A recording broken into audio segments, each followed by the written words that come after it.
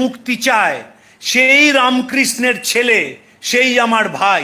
যে পারবে না সে তফাৎ হয়ে যাও এই বেলা ভালোয় ভালোয়। এই যে এই বেলা ভালোয় ভালোয় তফাৎ হয়ে যাও কারা? যে নিজে নরকে গিয়েও পরের মুক্তি চায়।